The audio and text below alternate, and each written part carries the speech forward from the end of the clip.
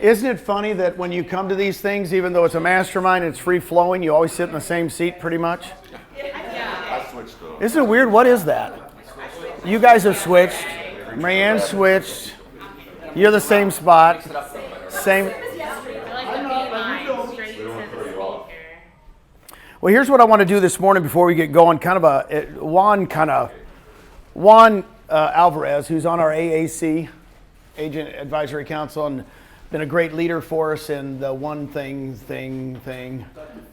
Yeah, fee, the one. You're the one. You're the one. You're the one. Here's what we're going to do, because he asked me, he says, could you just share with everybody how you got started and what you did? Because I think that's really, really important. I think people think, especially when they see me now after doing this for 6 years, I didn't struggle the first year. I didn't struggle the second year. And what systems? He just said, what kind of systems you use? I said, it's really simple. I want you to write this down first before I show you those systems. And it's really cool to write stuff down. You guys notice you have notebooks. If you want to type. If you want to do it. But you got to keep it. The goal is not to be successful. Write that down. The goal is not to be successful. The goal is to be valuable. The goal is not to be successful. The goal is to be valuable. Once you're valuable, instead of chasing success, it will attract itself to you.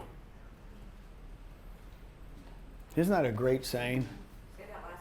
Man, instead of once you're valuable, instead of chasing success, it will attract itself to you. Right?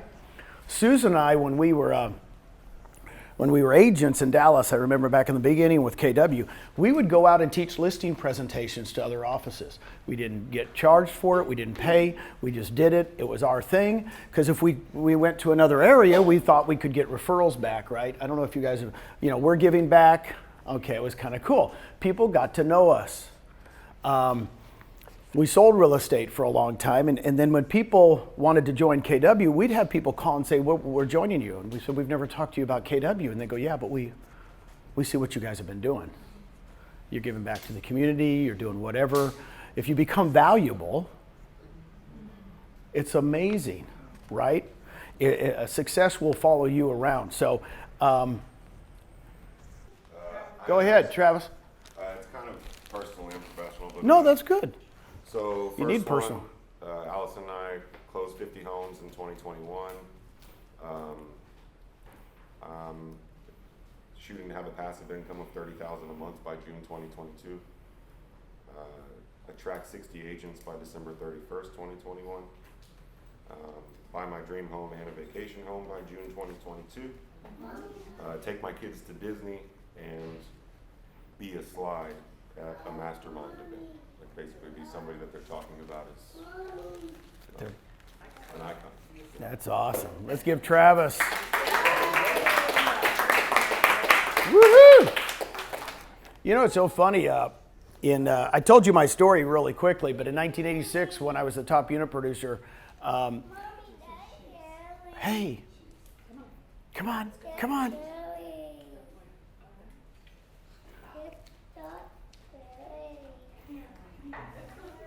This is what happens when I had two words for her. She didn't really understand them. Birth control. It didn't work. Thank you. But here's what I'm going to tell you. And I remember 1986. All of a sudden, I'm selling 56 homes a year, and all these women's council realtors invited me to speak. All these people, I go, I've never been a speaker. I've never spoke. I don't know what to say. What am I going to say? And all I did was a thing on how to write goals down in your own handwriting, because it was the first time in my life I ever did it. And I went, and then the next year I sold 120, and then I was top 20 in the state for Remax and sales and blah, blah, blah. And if anybody says, what's your success? This is real simple. I just write my goals down. So when Juan asked me this morning, what do you do? What do you do every single day? I do the same thing when I was in sales when I do an attraction. First of all, I want to give out something really special because if you actually did your homework assignment, you need to be rewarded, right? So there's a Palmas mask for your trip. Who else did it? Did you do it? You did somewhat. You did somewhat, and then we got, yeah. I got my traction. So those are Palmas Athletic Club masks, so you can share the tree. So I'm going to show you what I do, and it's going to be really simple, and you're going to think it's crazy, but I did it when I sold homes, then when I became a team leader in 1999 for Keller Williams, and I was #1 recruiter 4 times for them. See, the reason I give you those things is if you were the #1 recruiter one time, you're not John Wooden. If you win 10 out of 12 championships, John Wooden. So I've never really talked about successes unless I've done it quite a few times. Then I was the #1 recruiter twice as a regional director. So everybody goes, so 6 out of my last 9 years at KW, I was the #1 recruiter. And everybody goes, I don't mind saying recruiting. I know we have attraction. Don't go crazy on me. But I have no problem saying recruiting because that's what I do. And then people go, how'd you do it? And then Kevin Cottrell shows up at my office one day. How do you do it, right? That's why we're buddies, because he says, I want to spend a day with you and find out how you do it. And I go, here, Kevin, here's what I do. I'm going to share with you guys. It's going to be really weird. But I have notebooks, right? You can see them. They're stacked up over here. I'll show you.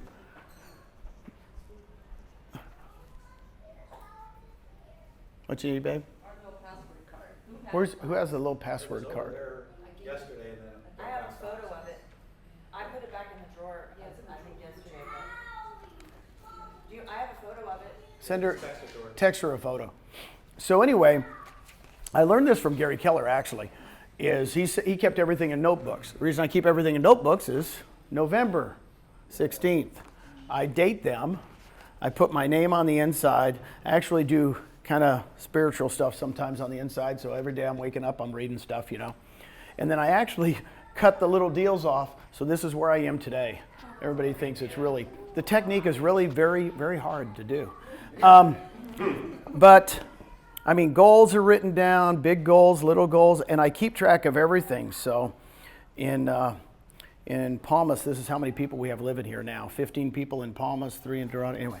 So what I do, I'm going to share with you. It's real simple. You can write it down in your own format, but I want to share with you what I do. It is so simple, you're going to go, wait, there has to be so much more complicated, okay? So I would take the left hand of my page, and I'd go, and I'd write down literally everybody I have on the left hand of the page. So what you do, and you number them, how many people you have on your hit list. So you're going to write down all the people on your hit, which is going to be a big list. It's going to be a big list, right? And then on the right hand, this is why I don't know why it works, I'm going to pretend like it's February, right? And I would go, how many did you say you're going to recruit? 45 by whenever? 45 by June, right? So he already knows if it's 45 by June, I better get 10 in February. So he's going to go 1, 2, 3, 4, 5, 6, 7, 8, 9, 10, 11. Notice I didn't stop.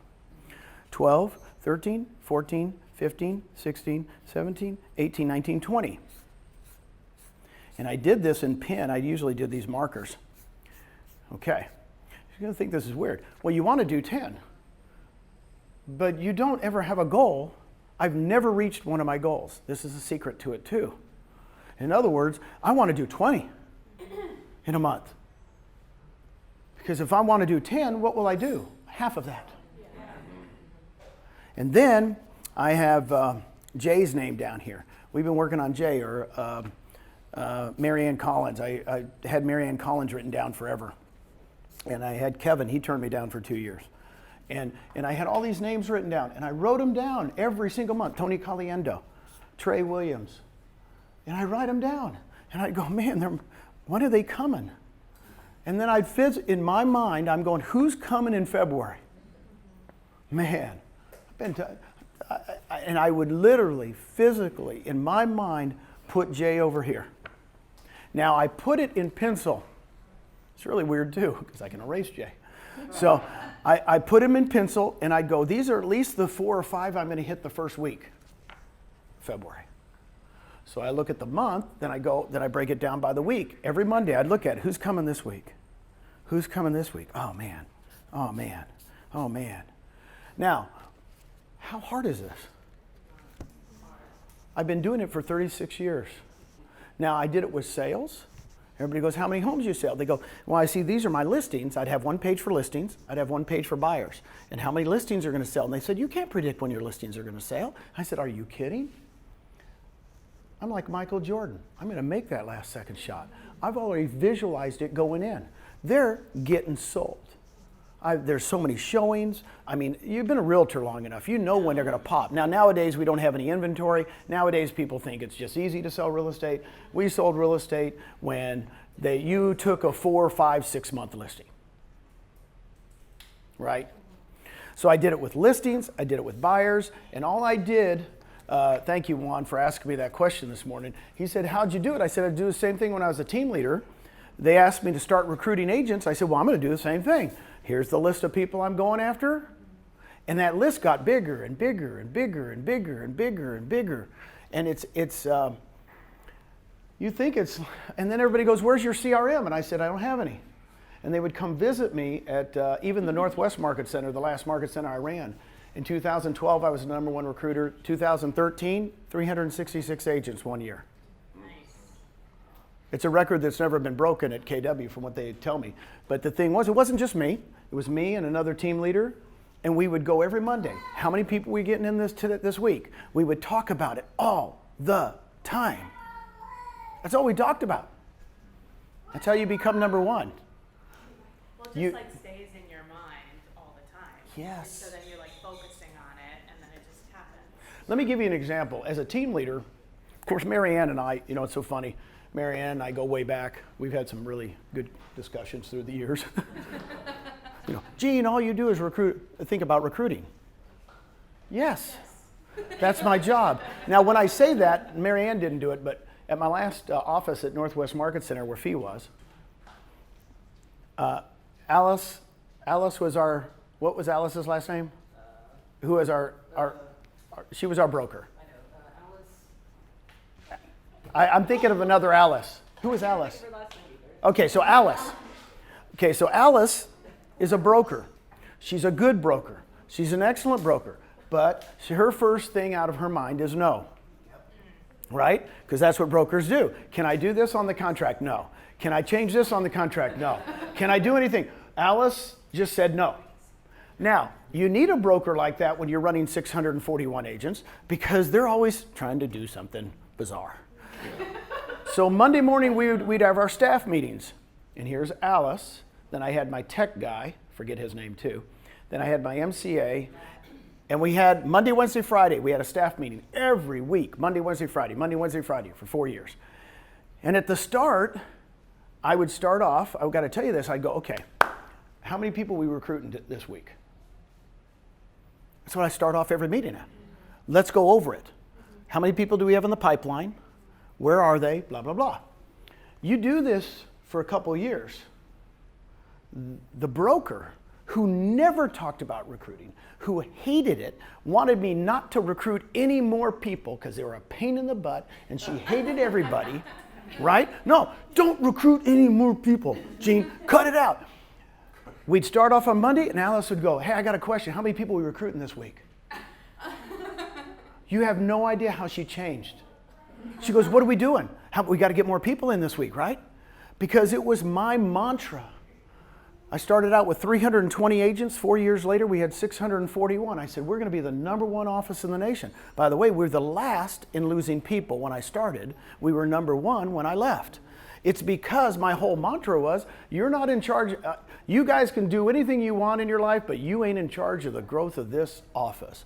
I am. And it's going to be as big as it possibly can be. And if I was still there, it'd be 1,000 agents. Do you think? Yeah. Yes. The problem is, I'm not there anymore. There's no focus, right? There's no focus. So in your world, you need to surround yourself with people. If you've got staff, If you've got a team, if you have a real estate team, if you're selling real estate, you start off Monday morning telling them, look, here's what we're doing. We're going to recruit an agent this week. That's our whole goal first. We'll get a couple listings. Buyers and listings are going to come to you guys no matter what. Come on. But do you start the week off going, how many agents are we going to recruit? No. It's because it's last on the list. Kevin told me that it was like last year sometime or something. He said, poor Meg is worried. She goes, what? He goes, what? I've turned into you. All I do is talk on the phone. I'm up all the time. All I'm doing is talking about recruiting people. I said, dude, I was it would happen. But he hung out with me for a couple of years. He saw, Nicole was the same way for a while. It was like, you hang out with me, I'm doing one thing. I'm only good at one thing, bringing real estate agents over to another company. I think I'm doing okay. I don't get distracted by shiny objects. I don't get unfocused. I just go, I'm going to do this the best. And by the way, I'm going to become valuable. I'm going to become valuable. If I become valuable, people will be attracted to me. I won't have to go and, right? That's why I taught 101 Ways to Lead Generate forever. I did it. I love teaching lead generation because I knew if I taught it all over the world, people would consider me valuable, right? Make yourself valuable. Does that help? Yeah. Does that help, my man? It's not hard. Do a CRM if you want to do a CRM. I'm not really good at a drip. Rob Flick and I talk about it. By the way, Rob has more people than me.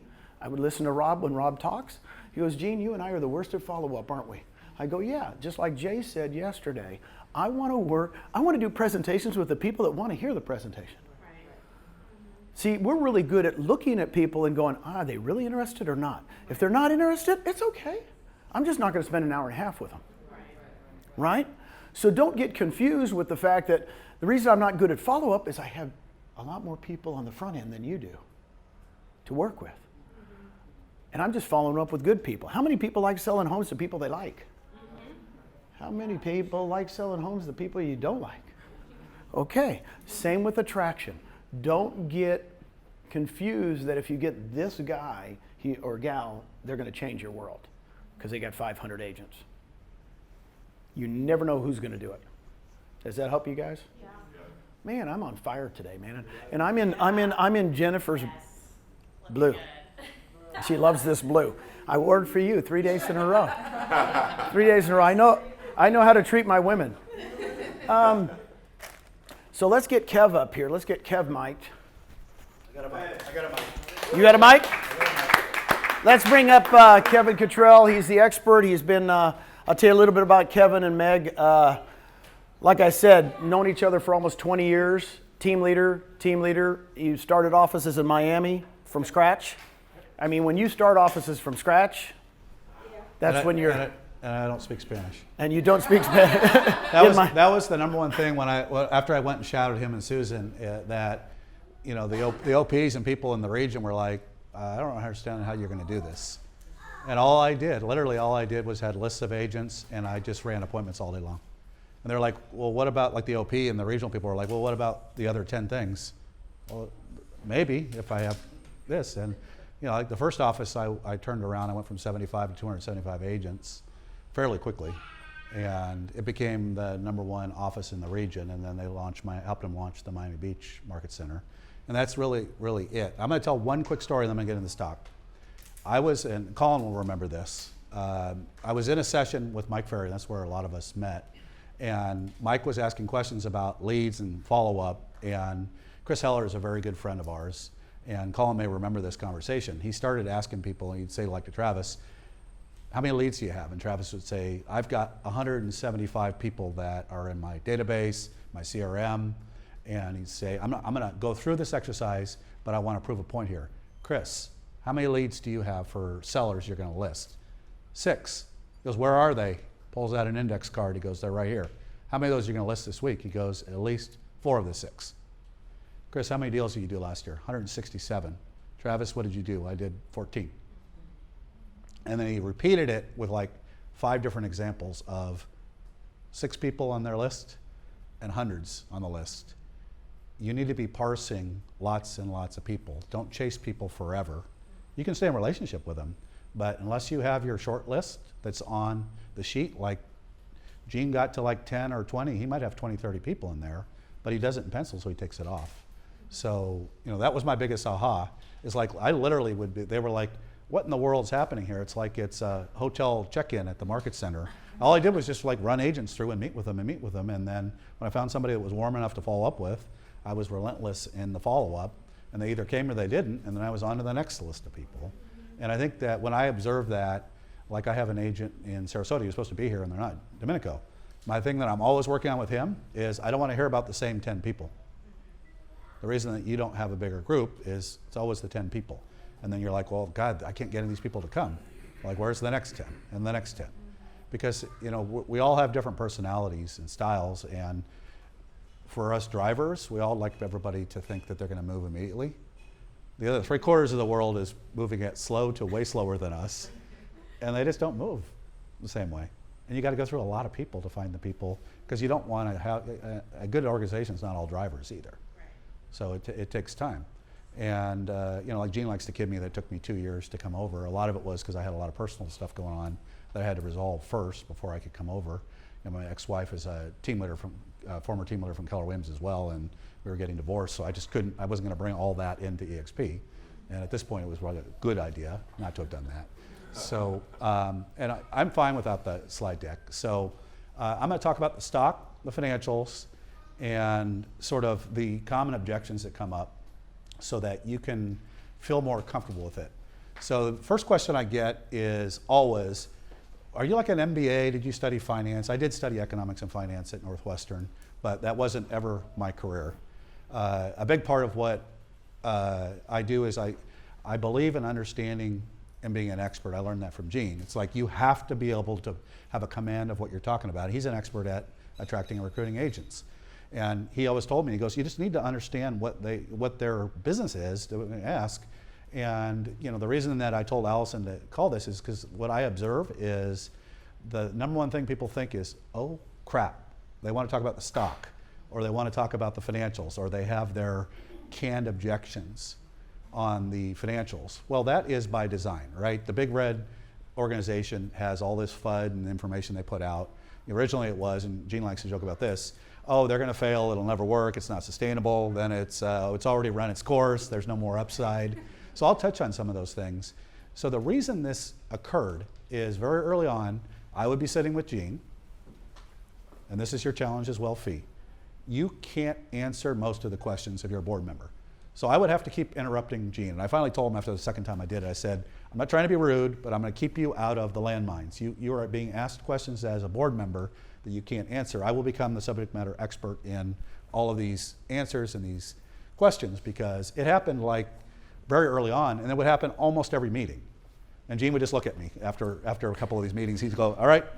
And then I would have to explain to people, well, the reason he's not answering these questions is he's a board member, he can't, right? He's a restricted officer of the company and he can't. So it became necessary for me to do this. So I've got a number of things I want to talk about, but I want to kind of go around and see some of the objections that you guys want to make sure that I cover today. Like, what are the things that when they bring it up, you're like, oh crap, about the stock, about the financials? Like, what are the things you hear out there when you're talking to agents? I can do it because people talk to me every day. Yes, yes. Sustainability, sustainability, our profitability, like our sustained 4 quarters. Let's see, the stock split. Just yesterday, somebody texted me about our stock split. Okay. And they don't understand. So those Sure. are things that people don't understand. I've got another one. I hear it all the time. People question the sustainability specifically because we give so much of stock away to agents. Like, how can it be sustainable or hold me? Sure. Okay, so let me get into a couple of these and then I'll ask for the next round of them. So sustainability, if you go back and look, there's the Sustainable Equity Plan that was rolled out, and I think it was December of 2019 or something like that. And early on, for those of you that haven't been around that long, there was originally a table, and you can still find copies of it if you ask some of the old timers, where based on the number of agents in the company, and it went up to about 16,000 agents, it was all tied to shares, not a dollar amount of an award. And Gene and I started talking about this, and I said, you have to fix this. You cannot peg it to shares. The value of the company is going to go up. You're going to end up with these astronomical awards, and you're going to go through too many shares. So if you look at the 225 million plus shares that were authorized in February, that's going to double to about 450 million shares. We, prior to the split, have about 67, 68 million shares out and committed. So at the rate we're going, and I think a year ago that was about 60 million, we're not going to go through the shares, especially after the split. So when Gene talked to me about the split and my thoughts on it, I said, we have to get to a sustained price. My target was 70 to 80, show that it'll stay there for a period of time, and then split it 2 for 1, because we need to get the number of shares up so it becomes a non-issue. We still were not going to run out of the shares when we were at 67, 68 million at the pacing we were going for a long time. It would take 10 plus years based on Icon Awards and the equity awards, mostly because they became pegged to a dollar amount. So if you think about it before, if you were there in the early days, you would get 1,000 shares for lots of different activities. 1,000 shares. And that went to like a $400 award or a $200 award, depending on what the award is. So you can do the math. If it's, Brian, if it's a $90 stock or an $80 stock, or then 40 after it splits, you're not getting very many shares, right? It just completely changed the dynamic. The market missed that. The competitors missed that when we did that. So from a sustainability standpoint, they could make the argument before, hey, if you're given 1,000 shares and then it started to ratchet down, you're going to go through way too many shares. You're going to, and most of the run-up was the early days when we started giving out these early day awards. And there's a lot of the early people like Micah and Hamudi and you and others that have a lot of shares from the early awards when you got in early. So that's, from a share standpoint, we're not going to run out of shares, right? When we do the 2 for 1 split in February, it's going to be about 450 million shares. We'll drop back down. If I talk a little bit about the split in the stock price, there is a lot of investor activity when shares, it's not an EXP thing. When companies split their shares, there's a lot of money that runs into the stock ahead of the date. The date is the 29th. If you own the stock by then, you're entitled, when it actually splits, to get the double shares. A lot of people will come out of it. It'll come back down. So, don't panic when people text you and go, oh my God, what happened, right? Because it's running up with the capital running in. And then it's going to come, some of the people that are the retail or the traders will come back out of the stock. But the split solved a huge issue from a sustainability standpoint. I mean, now we're really not going to run out of shares. We can get through all of our growth for 10 plus years and not have to worry about it. I would anticipate there'll be another split. I mean, the most splits that I went through in a startup in Silicon Valley was 6 splits, either 2 for 1 or 3 for 1. So I'm going to talk a little bit about the market cap and what drives that, because this is another thing where you hear from people, which is, I mentioned, oh, we've already run up. We're a $6 billion company. We're heading towards $7 billion. It's all over. And what I would tell you, and I'm going to tie this into the way that the business operation works, because we really are, like any other company that makes widgets. Our widgets happen to be produced by real estate agents, right? So if you understand the way the financials of a brokerage or a region work, and I'll compare it to how the franchise systems are sort of hampered by how they're set up, it all starts with incoming agent count and production, right? So I'm going to make some comparisons to our growth rate on agent count and then transaction volume and then the sales volume, because you can actually come up with a good argument to and I didn't hear this objection yet, but it does come up. You're just a recruiting shop. You're just adding agents. And the reason they're saying that is, for example, like the Big Red, most people don't know what their numbers, but Gene and I love to go through their numbers. We do it every month. They're on a model where at their ratio, right around 170, 180,000 agents, they'll bring in 70,000 agents to net about 8, right? It's very high turnover. Most people don't realize that, right? One of the worst jobs in a poorly run market center in that system is to be a team leader, because that's why if you're wondering why they burn through people, yeah, that's the issue. So when somebody says, oh, wait a minute, you guys are just a body shop. Well, what do the numbers say, right? This should be the way you say, well, it's kind of interesting you bring that up. Let's look at the numbers, right? Because you could just give them the concept. If a brokerage only makes money by production, the same way an agent only makes money by production, right? If you're a solo agent or a team, you'd say, well, how do you make money? Well, I sell things, and yeah, you get a commission, you split it with your company, then maybe you cap, and then you just get to keep the rest. Well, EXP works the same way, right? We have a capped amount of company dollar. So we want to start looking at what happens with agent count, production, and transactions. So if you look at the numbers, our agent count's been astronomical, right? It's not over 100% year-over-year growth anymore because we're getting to much larger numbers and it's not realistic. But if the agent count goes up by 80%, 78, 80% in a year, if you were truly a body shop, you should see what in the transaction and the sales volume? It should be lower, right? You're adding bodies in way faster and they're not producing. If you looked at the most recently publicly announced numbers, the agent count's under 100% by only a little bit. Transaction volume is over 100%, right? You're looking at like 112% and then like 108%. We're adding better and better agents as we're getting to be a bigger company. It's the easiest way to explain it to them because you can just ask them to say, if I told you, and we'll go through these numbers, you can just pull out the Q3 number or the Q4 when it comes out. And this is important to get them to understand this. As we add agents in and we grow, we're adding transactions and volume way faster than the agent count at this point. So are we adding better or worse agents? Are the agents producing or not producing? They're producing. And we truly are adding great agents. And the agents that are taking advantage of the collaboration and the training are getting better and better over time. Now, as we get to be a bigger company, the ratios may change a little bit, but that is the number one way to explain to somebody that this is absolutely not a body shop. Do we have churn and turnover? Absolutely. Every brokerage does. So how does that go into the financials now? So agents that are producing produce company dollar for EXP. So EXP then has to pay expenses, and I told you I was going to come back to the franchise model. If you look at adding 800 agents a week, which is kind of where the number is settled in right now, in a franchise system, if they were going to add 800 agents in a week, those would be going into a large number of market centers. Everyone has, in the case, I'll just pick on Keller Williams because I know the system and the titles, and a lot of you do, a broker, team leader or two team leaders, MCA, space, and all that. EXP doesn't have that. So when you looked at the financials a couple years ago, people were like, oh my God, you're losing money. Remember, that was the refrain about 18 months ago. It's like, you guys are not making any money. You're losing money. And I'll talk about the paper versus cash in a second. But we are absolutely adding producing agents, and our expenses are well managed because they're leveraged over a completely different platform. We've got EXP World. We've got a collaborative environment.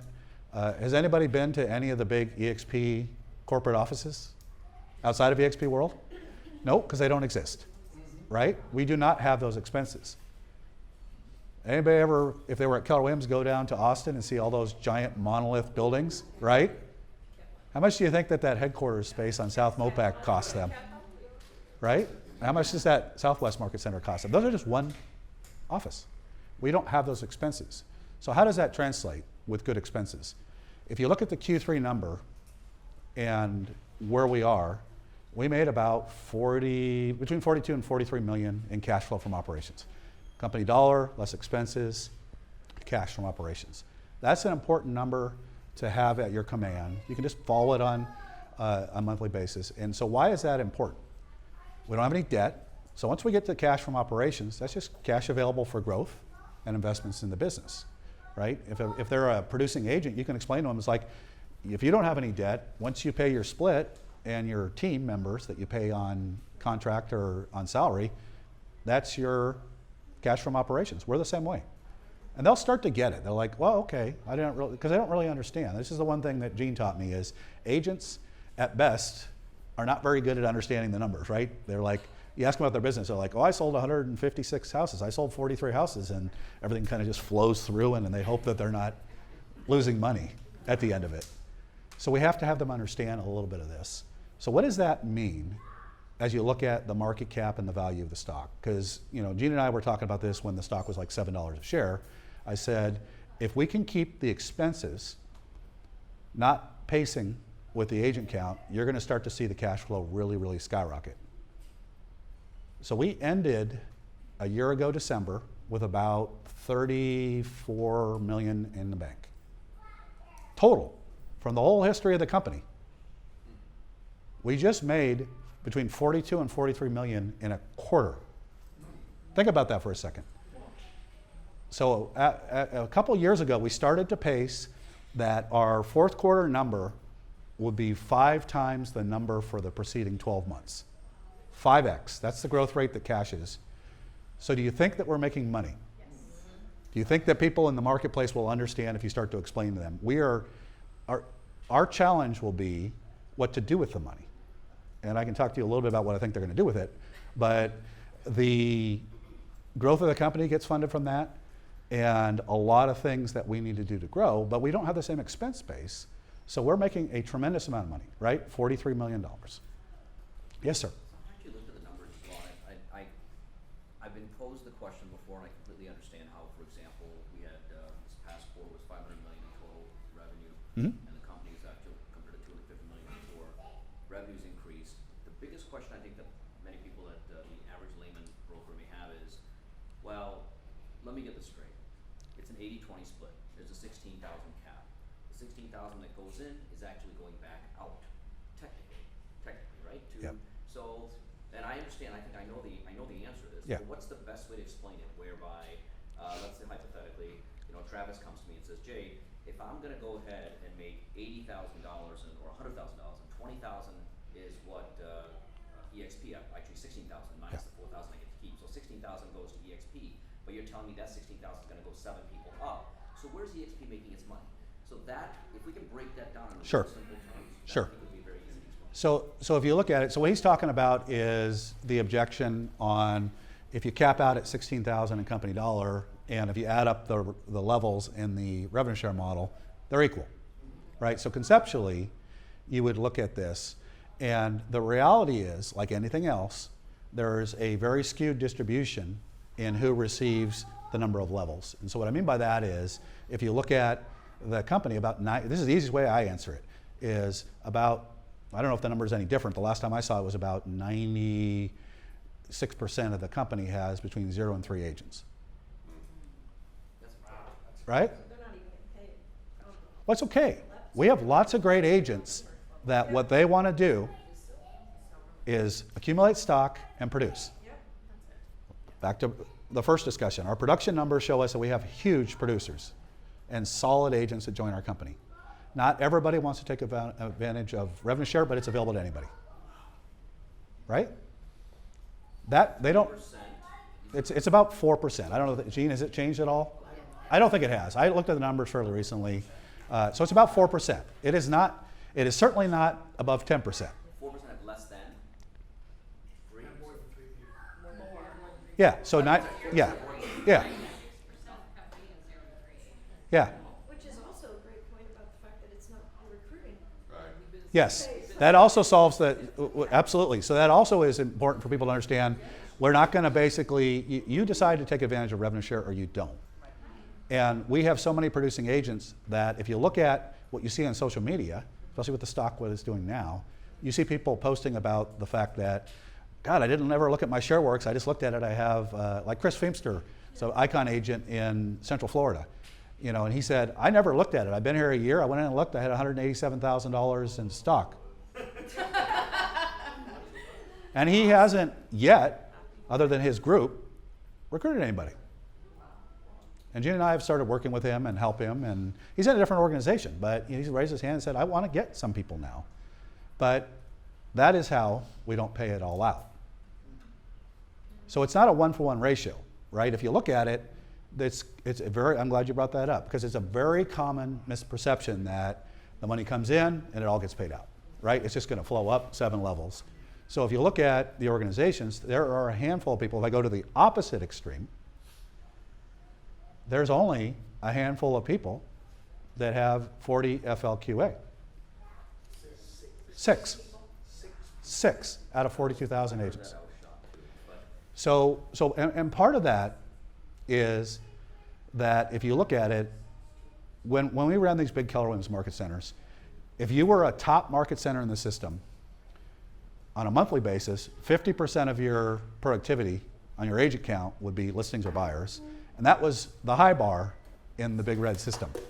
So as much as we love every agent to be in production regularly, and our bar for FLQA is lower, The reality is people get sick, people take time off, people travel, people do all sorts of crazy things, as Gene says, and they just don't produce. So, you know, if you look at it, that also is a buffer, if you will, on having excess payouts. I don't think, go ahead, I Nicole. was just going to add to that also, when people leave the company, if they had any revenue share in their system coming in, EXP takes that spot, that adds more revenue to the company. Yeah, essentially more company dollar. More company dollars. Yeah. Yeah. So what she's talking about is, in a system like the profit share system, it all just rolled up. So if Nicole was in my organization, she left, it would roll up. They basically collapse it up. EXP doesn't do that. They plug a company position in, and that money just rolls into company dollar. So the whole enterprise was set up financially to run at 50-50. 50% company dollar, 50% revenue share. And they are doing that. So if you look at your detail on revenue share, you will see that there's an adjustment, and they'll roll it back positive, and they essentially use a system which is a buffering system to basically kind of target where they think they need to be. Then they do a reconciliation on a monthly basis, and they'll give you money back. So let me make sure I heard you correctly. So if the ratio for the prior month was not 50-50, they will correct that Correct. for the next month. Well, revenue share is paid in arrears. So what you see on your dashboard are three numbers. And a lot of times, you know, the one in the very bottom is what you get paid last check. The one in the middle is what's accumulating for the payout on the 22nd of, like in this case, right now what you see in there is what's accumulating for next month. And then the top one is all of it, including what might be for the following month.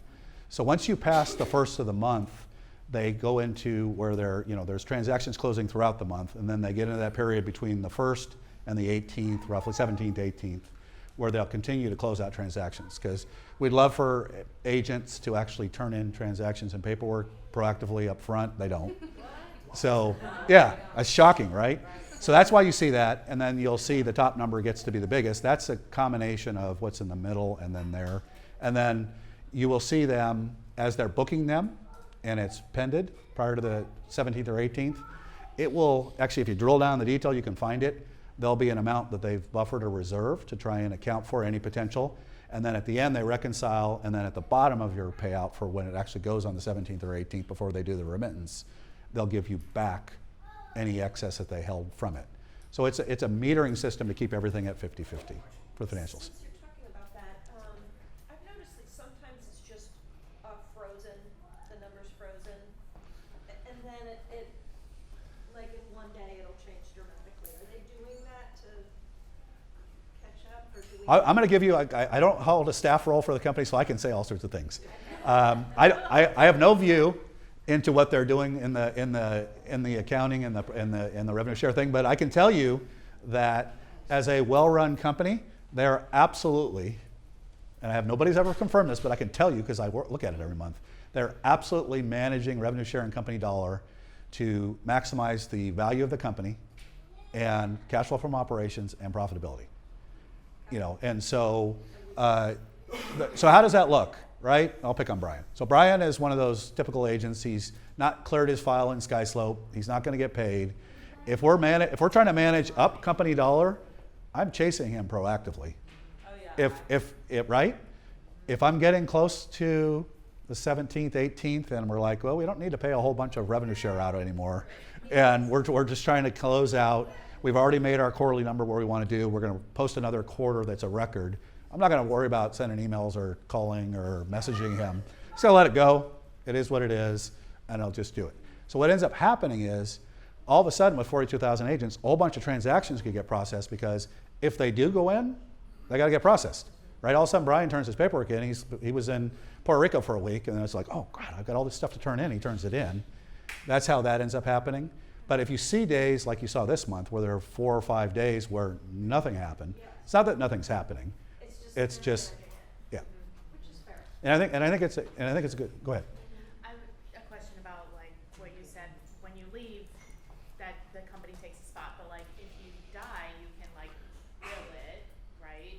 As long as they're an agent or something, isn't it? So the concept and what the business model says is, although I would give the caveat that they don't have all of the infrastructure in place for this yet, that you should be able to will it, and whether it's a a broker that acts as a trustee for a trust, or how you end up doing it. Now the good news is we've had agents die that have had revenue share, and they've done the right thing, and I don't know how mechanically they did it, but absolutely that's the case. But didn't they relieve, it Yeah. used to be that you had to sell like 2 houses or whatever, a certain amount in order to get revenue share, but isn't that gone now, or do you still have that? You don't have to. Well, it wasn't that in order to receive it. It used to be in the early days, you were charged a $250 a month fee if you didn't have production. Like Gene and I don't produce, so they used to charge us $250. And that almost a year ago is when that went away. When they rolled out in January the first phase of the no, there's no fee. FLQA that to be a qualifying agent, Yeah. you have to have. Yeah. Yep. So they made a couple of changes with that. So let's talk about $6 billion, and then I'm going to basically do some fun math with you so you can think about, because this isn't the next objection that's coming, and if you haven't heard it yet, it's coming. You guys are maxed out, there's no upside. Well, they're comparing us to the wrong companies. Look at Realogy. They're heavy on infrastructure, and there's so many people with VP and regional titles and everything else. They've got so much overhead there and infrastructure that their expenses are terrible for the model relative to what they earn, and that's showing in their numbers. So I'm going to talk about the dark enemy that everybody hates as real estate agents, because they're a good example of valuation. Look at Zillow's valuation, right? So they're about, I don't know, what are they, 25 to $28 billion company. Anybody want to guess how much cash? They don't have any debt. How much cash do they have? Well, they have a lot of cash. The last time I saw the number, it's probably a little higher than this, was about $1.5 billion in cash. They are a very, very expensive operation. Think about all the people they have to have for all those preferred agents and all their programs they run. Now they're getting into the brokerage business, which is interesting. So now let's start to look at, remember I told you we had $34 million in cash. This is before Michael showed up and the global growth started. And so part of our market cap going up is anticipation of agents in countries and more company dollar and having a managed expense infrastructure, which creates more cash and profitability. So 34 million in cash will probably end up very close to 100 million when they release the Q4 number in cash. It might be 96 million, 103 million. It'll be very close to that, would be what I would expect. That's tripled. So even if you just start tripling it, let's have some fun. 100 million, 300 million, 900, billion two, right? The numbers are going to get bigger. I'm just making it the same number for 3 or 4 years. We conceivably, with what we're going to do globally, will have more cash and more profit than Zillow within 3 to 5 years. What do you think the market cap's going to be? That's the number one thing I tell people. It's like, just think about the operation. If we continue to add that kind of cash flow at the end of the day from operations, what is EXP World Holdings going to be able to do with $1.5 billion, $2 billion in cash? What do I think they're going to do? Yeah, what do you? Consumer portal. How do you kill Zillow? You're connected to every MLS in the country. You have the best lead infrastructure for your agents, and you basically sideswipe Zillow, and you roll out a consumer portal. Because the reason that Zillow was able to come in and get what they got, which were the leads, was starting with the NAR and the infrastructure and the MLSs, but they built things for agents to put on their websites that all linked back to their consumer portal. So what happens when EXP does that? When we have 150,000 agents in North America, and all their listings and all the stuff is pointed to the consumer portal. It's a problem for Zillow. You can't do that in a franchise system. You have to get, every franchise is the person who has the connection to their local MLS. It doesn't work. We're doing the same thing in India because right now we have 2 giants there, Magic Bricks and 99 Acres. Yep. And they're essentially Zillow, Trillia, Realtor, but we're launching our own portal because we have the MLS. We Awesome. have data, so in 6 Awesome. months that's going to come out. Yeah, so that's one thing. So let's talk about the profitability versus where it used to be. So if you guys ever, you can go look for the full talk I did on this at Brent's Mastermind. You look for the EXP financials in my name from, was that like a year ago, August or something like that? So we used to be quote unquote unprofitable, and this was the big dig, because we give equity and we have equity awards which have to be written off. Those are non-cash expenses that have to be expensed as if they were cash. So if you look at the financials, we do an adjusted EBITDA, which is the earnings before income taxes and amortization.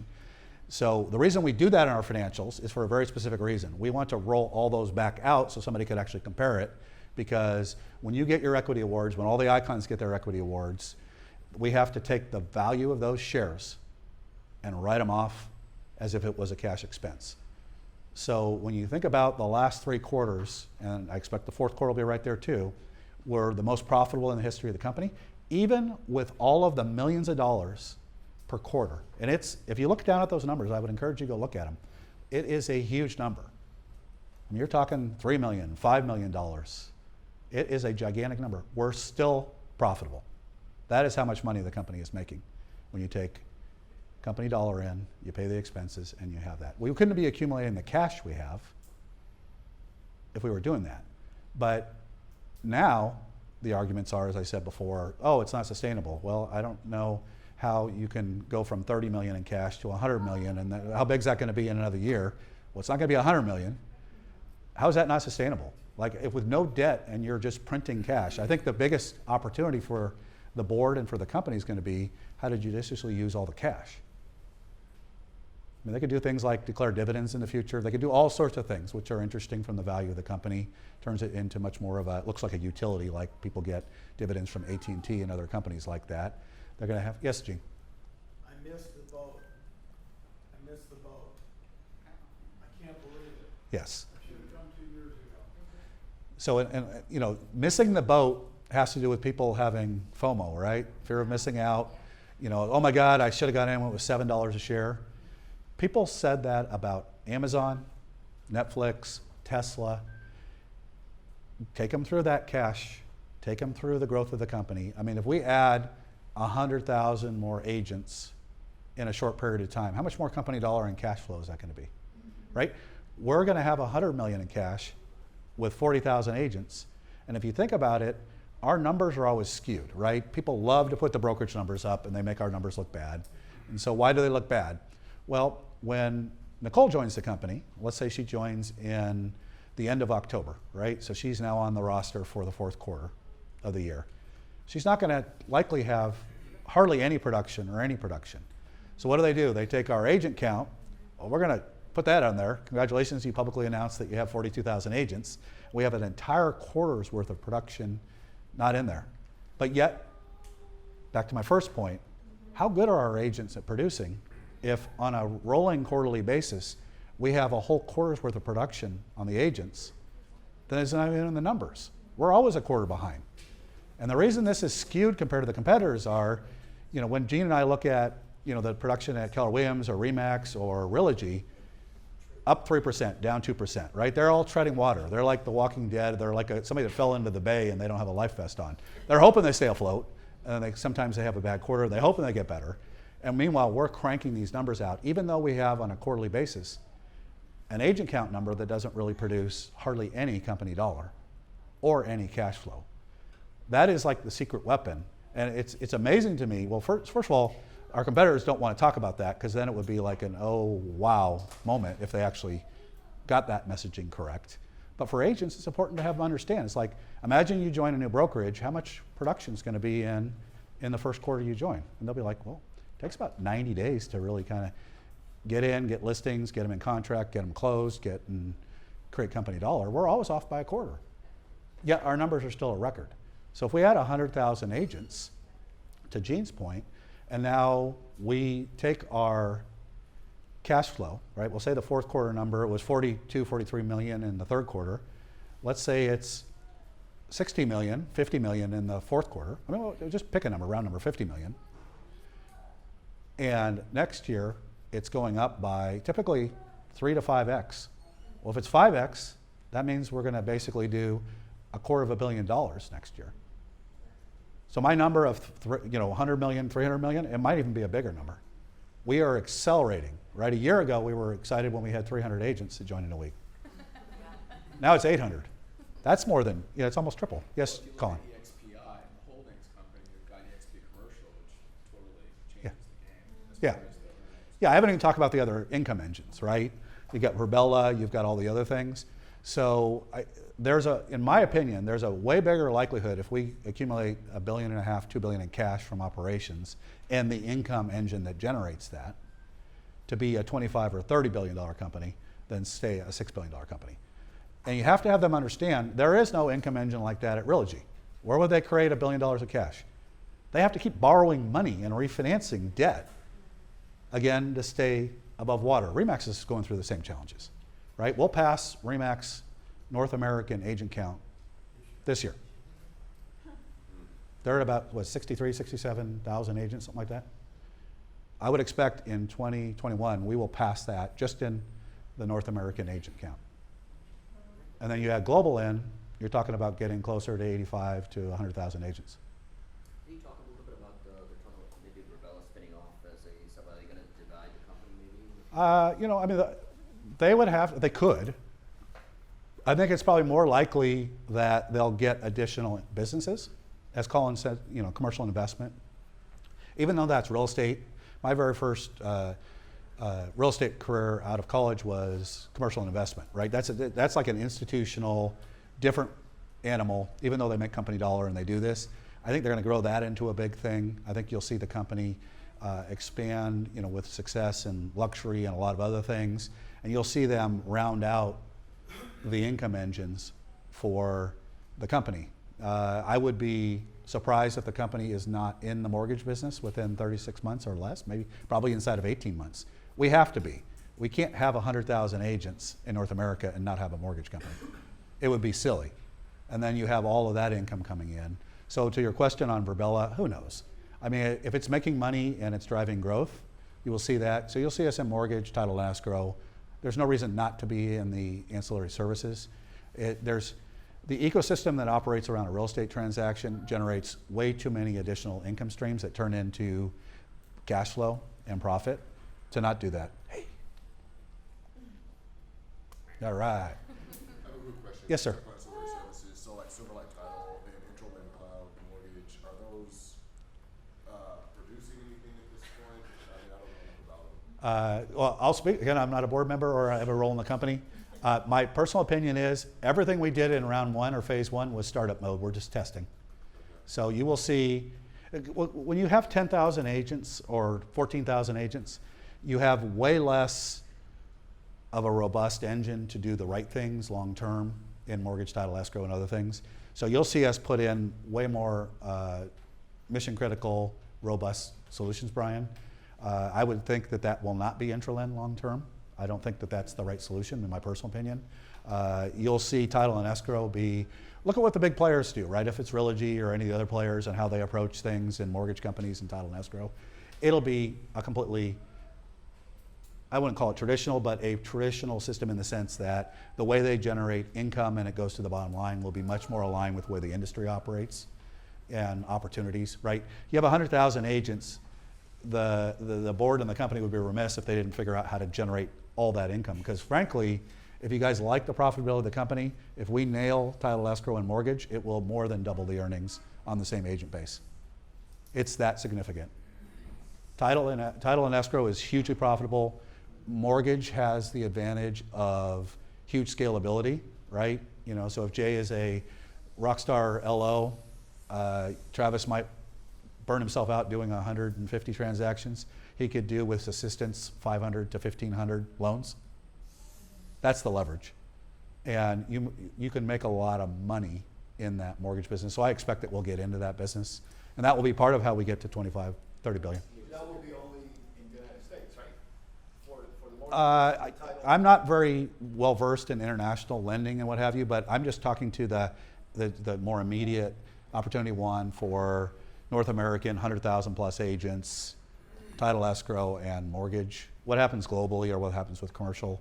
I think you'll see on the commercial side, you'll see more stuff around the portfolio, institutional stuff internationally and domestically, because there's huge opportunities there, right? We're about to see a major dislocation in the commercial, started with the COVID stuff. That a lot of that space is never going to be the same again, right? And there's going to be a lot of property moving around and a lot of income earned from handling that, because there'll be a lot of people that'll make plays and want to buy things and sell things. So, What was the IDX acquisition about? How does that play into all this in your?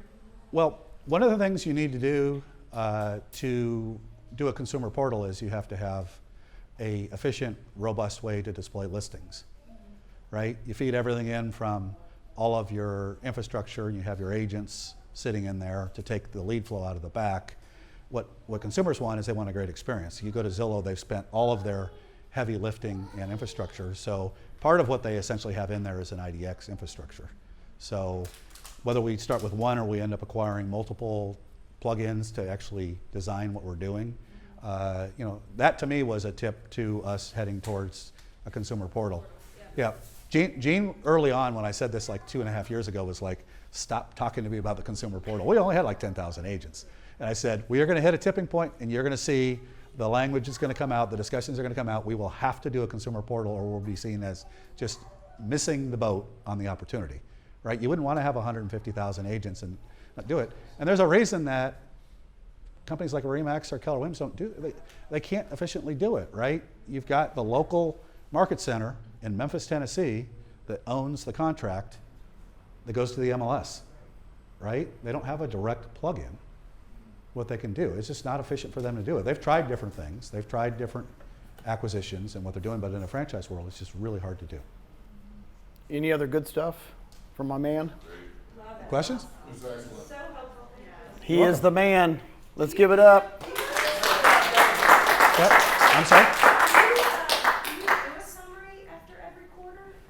That we can share with I should. We should probably start You should doing do that. that. I'll start doing He'll that. do it, not me or Fee. You guys can't do it. So absolutely, I can do it. I can do it. I can do just a quick assessment on the quarterly number, or because with the fourth quarter number that'll come out in February, you will see that they'll also recap the whole year. So I can probably I'll do a summary and commit to get it out, and then Nicole and the systems folks can help figure out how to distribute it to the organization. Thank you, man. Yep. Okay. Couple numbers. I'm a numbers freak, but we do look at our competitors' numbers. For 3 years in a row, Remax has been in the United States. Now, I don't know, worldwide they say they have 130,000. The United States, they've been stuck at 62,000 for 3 straight years. I called up Dave Kennard. I said, Dave, what's your goal for the United States? He goes, 65,000 this year. Now, we hit that. We will pass Remax in 12 years that it took them since 1972 to do. So let that sink in. That's all I do. I said, it's okay, 1972 till now or 2009 till now. Which ship do you want to get on? The one that's going like this. Another number that hits me all the time, because we're XKW folks, is we've got their numbers. 2 years ago, they hit a high at the end of the year. At the end of 2 years ago was what, 2018? Was that it? Yeah. At the end of 18, they were at 171,000 agents. That was their peak. That's the whole company. That's worldwide, everything. They never break it out. Right now, they're at 164,000 year end. So all I do is say in 2 years, I'm real simple if people want numbers. I said 2 years ago they had 171, now they have 164. I said 2 years ago we had how many agents? Anybody tell me? 25. No, 15,540. If you just said 15,500, you'd be okay. If you just said a little bit over 15,000, you're okay. You don't have to be exact like the stupid mind I got. But when I say that, we were around 15,000 agents. We ended the year around 40,000 agents 2 years later. Okay, I like where we're going. That's all I say. Gene, I like 800 times 52. What? Yeah, 41,600. Oh yeah, 800 agents. That's what we're doing a week. 52 weeks, 41,600. A lot of times I'll hit them between the eyes. I said when I started in May of 2015, we had 400 agents. Now we're adding 400 agents every 3 days. It's okay. I like the projection we're at. You don't have to be exact with numbers, but you got to know where we're going. 15,500 to 40,000 in 2 years. Like that direction. Don't like the direction 171 to 164. And Remax has been flat. I saw their number. They've just been flat. I couldn't believe it when I saw them. NAR put them out. Guys, look at the NAR magazines. You're really weird. I'm the only dude that looks at them. I'm the only one that reads the NAR magazines because the stats are in there. I found them one day. I went, ooh, little Jeannie likes these stats. So, you know, Leo, that's just like, you know, that's like cocaine to me. I mean, I get that stuff and I, ooh. Now, my problem is, just like I talked to you about doing what we talked about, what Celeste told us about, right? What'd you get from that? The stats don't matter. The stats don't matter. And so I really have to, that's one of the things I struggle with all the time. I want to lay out the last 5 years. You know, you and I have talked about it. Oh, we need to do a chart, because Don and I are saying, we need to do a chart. No, we don't. They really don't care. They don't really care to see the charts. You know, I think we should have one, but that's me, because I'm a bean counter and I like to see it. They usually just don't understand math. They It's don't not understand care, it they anyway. don't under- Okay, does that help? I mean, you guys got to project it. You are the visionaries. We're growing because you guys do it. You guys present us. I will tell you this. We were talking about it this morning on my walk with Russ and I walked the beach together. Thank you for meeting me, my brother. You know, so we're walking the beach together. And I said the most important thing is your body language, your inflection on your Zooms, how you say it. You're going to be really surprised. It's not the words, and it's not being exact.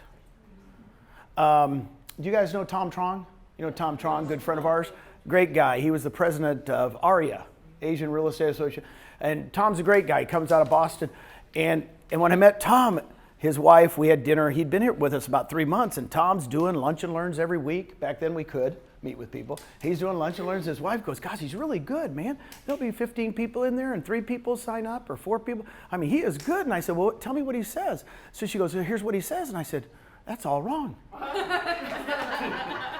I mean, it was all wrong. And I went, she goes, I'm not going to tell him. They're signing up. So in other words, it's really about how you guys project yourself, not being exact. Right? The Latinos get this, right? It's all about passion. It's all about that. You know, you passionate about it, they're going to go, man, I've never seen you like this. You're a... Oh, that's Brent Gove. Oh, yeah, that's Brent Gove. That's me when I get, you know, in the beginning. Now I'm mellow now. Yeah, sure. I'm mellow. So, a little mellow. Just a little mellower. I'm just so excited that we're helping agents. I think we should also have a mantra that it's all about the agents. Right?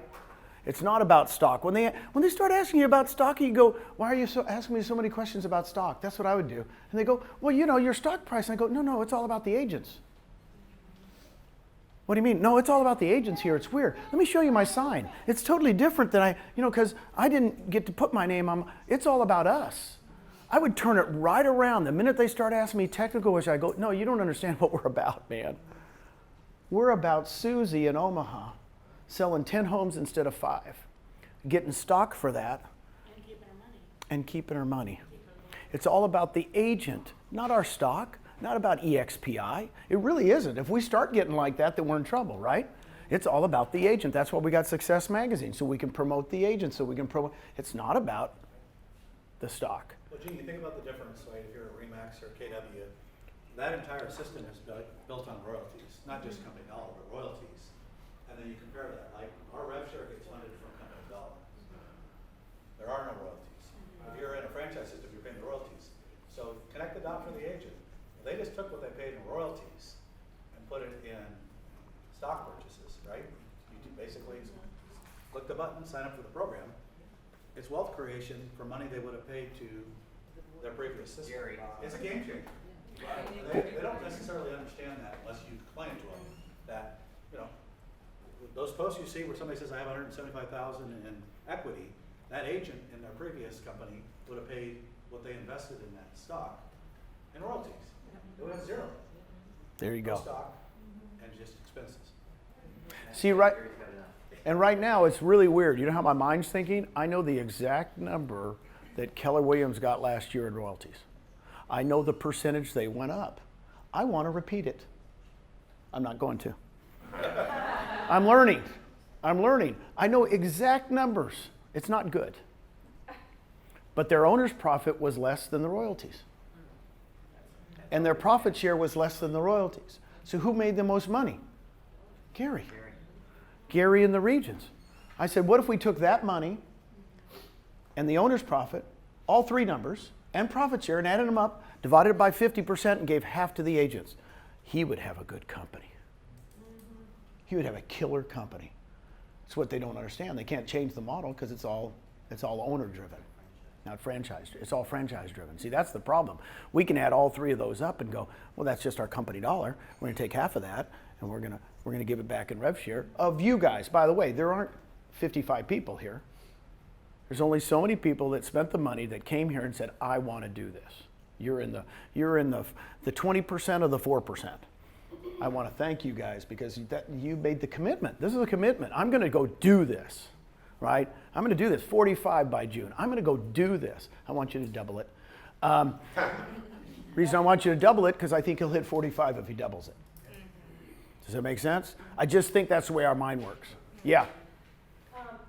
I just had a mindset shift on this because I have been talking about revenue share and stock as benefits, but what has just shifted for me is really those are results of what we offer. Like, the reason we have those is because of the actual raw package for why this is an incredible place just to sell real estate and the mindset around agents. So Right. it's a result of, not necessarily, Right. the offering. Well, what I explained to agents, I said, every agent's different, but how do you make money, Travis, at Coldwell Banker? And he goes, well, I said, how many homes do you sell? 84 homes. How many buyers? How many sellers? I kind of get detailed. I go, okay, so how much money did you make last year? No, net. Let's do that one. I said, okay, all my life at Remax and Keller Williams, all I'd be talking to you as a coach and a team leader is how to increase that and spend more time with your family. I said, now I got two other things to talk to you about, two other income streams. How much stock do you have at Coldwell Banker? Let's put that down here. He goes, I don't have any. I said, what? So you made $200,000 last year and you don't have any stock at Coldwell Banker? He goes, no. And I said, so how much rev share did you get from Coldwell Banker? No. I said, we got two things to talk about that we have that nobody else has. They're just income streams. Yeah. Now, you don't have to do both. You're going to do one, right? He's going to do stock. But it's doing the same thing, but instead of making Yes. it one way, you're making it three, but you're doing the same activity. Same activity. You're going to do just what you do up here. I make it really simple. Even if the stock doesn't do anything, the rev share is on the bigger number, not the smaller number. Yeah. Does that help you guys? Keep it simple when you do your presentations. By the way, people don't buy benefits. They buy people. They come because of emotion. They don't come because of stats. Right. Can I say one thing? So I want to add in, because you said something about the stats, and you love the stats. I know you love the stats. We talk stats. but they're not going to get it. But what stats do in here, not out there, what stats do in here is give you confidence. Mm-hmm. What stats do here, the stats, the numbers, the things that Gene's telling you mean a lot to us in how we show up and stand up and feel confident and know the hell that what we've got is different and better than anything else, right? So, I'll add one little stat in there because you were talking about Keller and the numbers they decreased. The one thing that you need to know, and this is a fact, we don't talk about all the names, they are falling apart culturally from the inside. And that is the biggest challenge they face because the numbers will reflect later what the culture is doing today. And what the culture is doing today is crumbling. And it's crumbling at a training level, which was the culture of the company. I mean, maps, bowls, those were the culture of that company. So again, to those that aren't past, Keller Williams means maybe nothing to you. You're dealing with a Keller Williams person, could mean a lot to you to know that you're coming from a place of, they're in a place where they're beginning to have to grab onto hope of what used to be, and we're in a place where that has already shifted. We are the place where culture is happening. Agents are the key. We are, it's like we're giving it to the agent. They can't. So I think that's a confidence place for you guys to come from. That's not about tearing anybody down. It's a matter of fact. But I think like a lot of people that I've talked to before, they think culture is like built in the office, but then when I ask them like how many times they've been into the office, they say none. Right. So like, help me there. Yeah, here's what I'll help you with. Thank you. We got to give a round of applause to Susan because Susan's been taking care of the little one. Let's give Susan a round of applause. So my beautiful wife is the highest I on earth, as you know. We're the first ones to the party and the last ones to leave. So when we was making this decision, she literally said, well, what about the potluck, the Thanksgiving potluck that we have at our house? What about the Christmas party? I said, let's write them down. I said, what else? She goes, well, what about Topgolf? I said, okay, let's write it down. She goes, what about our happy hours every month? I said, let's write it down. And then I wrote them all down. I said, well, honey, I turned it around. I said, well, which ones of these require a physical real estate office? She goes, none. I said, we'll do them all. Culture is local. You make your own culture. You're going to make your own culture in India. See, I'm not going to make your culture in India. It's going to be different, right? No, I don't know. I'm dancing around. I don't know. I'm going to show up. I'm showing up and I'm throwing 2022. I'm throwing stuff. I don't know what I'm doing. But guys, we started in Texas. So Susan says, okay. So we literally, the agents, there's no team leaders. There's no owners. There's no managers. Everybody goes, who's going to do it? We are. The next year, some other agents picked it up. Man, the Christmas parties have been awesome. And who pays for it? I don't know. If you want to charge, charge. In Dallas, they'll charge because people can pay. In Austin, we don't charge. In San Antonio, they just show up. San Antonio, it's Mexican food, boom, boom, boom.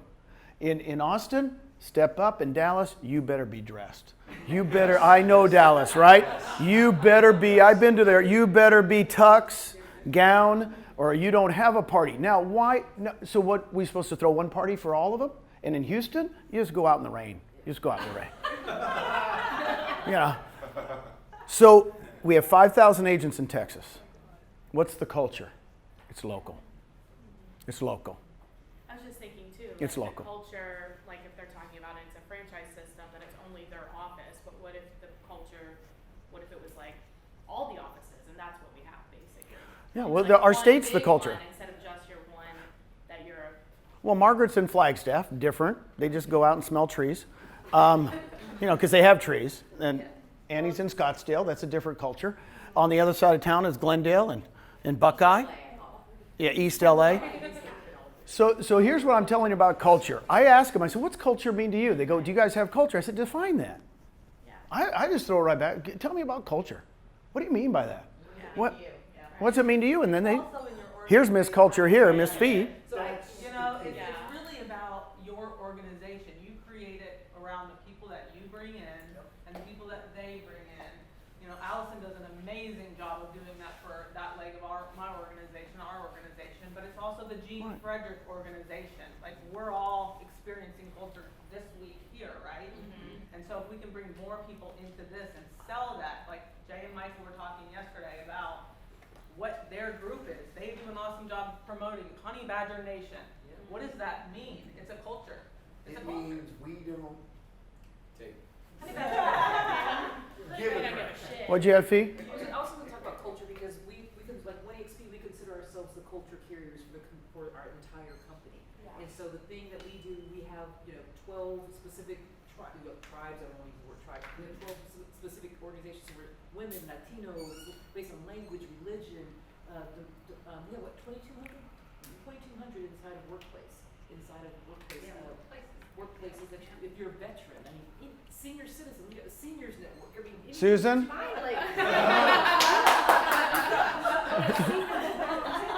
Let's join that club, Susan. LGBTQ, I mean, anything that you want, we've got any flavor, but I mean, for 12 years, I was with KW for 12 years, and I'm like more connected to people. That's right. Like family than It's I connection. did with 12 years with KW. Like, Well, it's hard to explain. I tell people, Susan and I were here 3 months in Palmas, and I had more friends here than we had in Austin in 10 years. In 3 months. True friends that we felt connected to. And I went, wow, what is this all about? There's a culture here that I can't explain in Palmas until you live here. And then you go, oh, I understand. There's the poker club, and then what'd you do? Drunko Bunko? She does Drunko Bunko, yeah. We call it Drunko Bunko, where all the women get together. I mean, she had a thing the other day where you guys had the gift exchange for the before Christmas, ornament exchange. She said, can you come down and take a picture? So she's 2 doors down. I come in there's 27 women.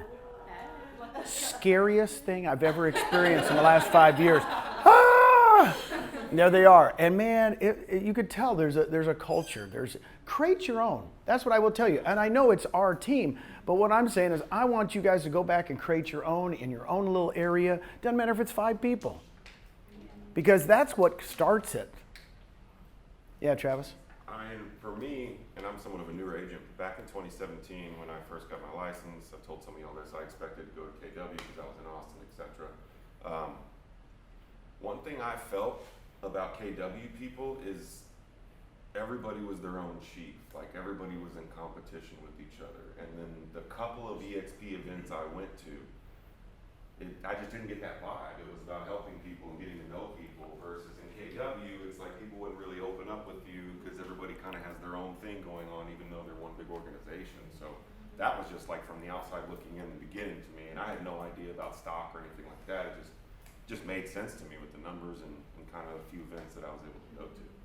After today, after I win the ping pong championship, we'll start a ping pong club. We'll start a ping pong club inside of workplace. Oh yeah, and they'll be me. Okay. No. We'll do me, and then we'll superimpose the Asian over my face.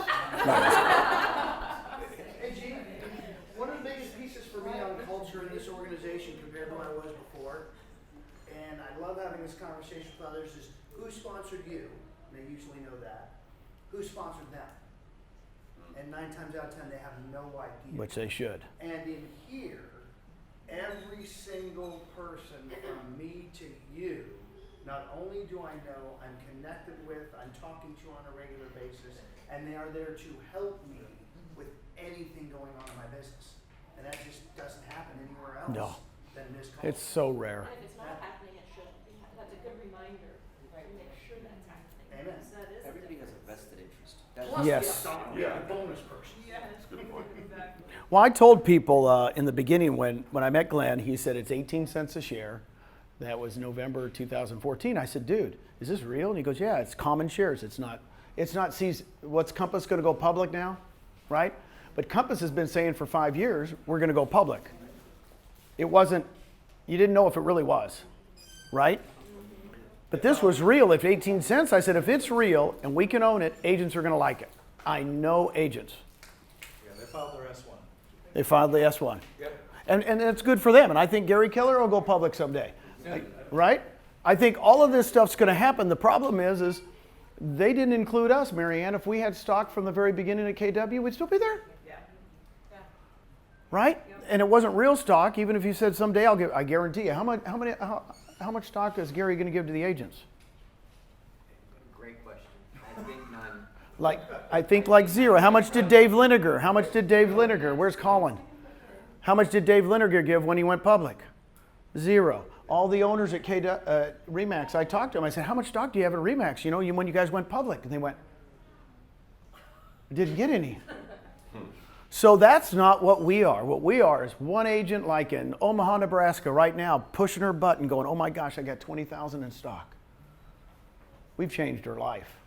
That's our company. I talked to Glenn Sunday night, and we said we've probably created more millionaires this past year than any company ever. What's a millionaire? Doesn't mean you have to have $1 million in cash, right? Millionaire could be 50,000 in a bank account, 100,000 in a bank account. Because how long does it take you to save $100,000? Long time, right?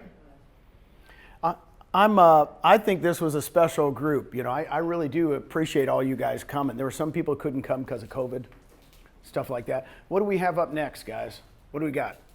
Do you want you? And third-party validation. Okay. Yep. You want to do that? Yeah. You want to take a little bathroom break right now? Let's do that. Thank you, guys. Appreciate it.